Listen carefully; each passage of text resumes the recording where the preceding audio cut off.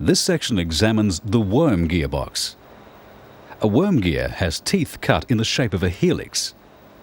The steering box is a gearbox. It converts the rotary motion of the steering wheel to the linear motion needed to control the wheels.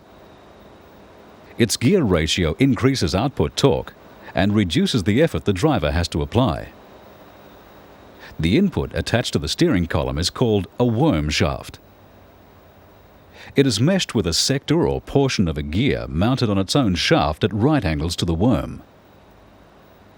The outer end of the sector shaft has a tapered spline which mates with an internal spline on the pitman or drop arm.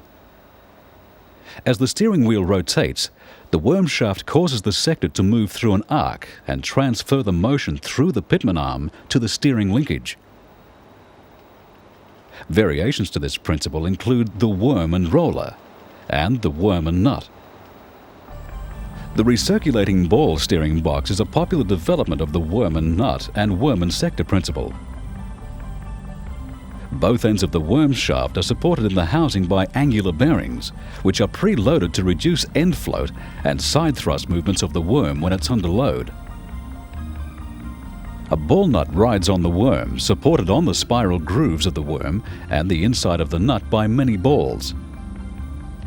The balls form a low-friction internal thread, which causes the nut to move up or down on the worm as it rotates. With rotation, the balls are rolled along the grooves partly in the worm and partly in the nut, and they circulate by passing through ball return guides at each end of the nut. External teeth on one side of the nut mesh with the teeth of the sector gear formed on the sector shaft or pitman shaft, and this transfers the motion through the pitman arm to the steering linkage. The sector gear and nut teeth are designed so that when the teeth are in the straight ahead position, they have minimum clearance. This reduces free play in that position. The pitman shaft is supported by two caged needle roller bearings in the steering box housing.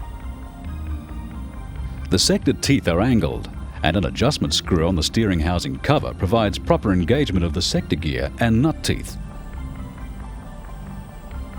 The worm shaft in a worm and roller steering box is supported in a similar manner to the recirculating ball type, but the worm has an hourglass shape and it meshes with a double-track roller mounted on bearings on a pin attached to the pitman shaft. As the worm rotates, the roller moves in an arc, following the hourglass shape and transferring the motion to the pitman shaft. The hourglass shape changes the steering ratio slightly as the steering wheel is turned from the central position towards each lock.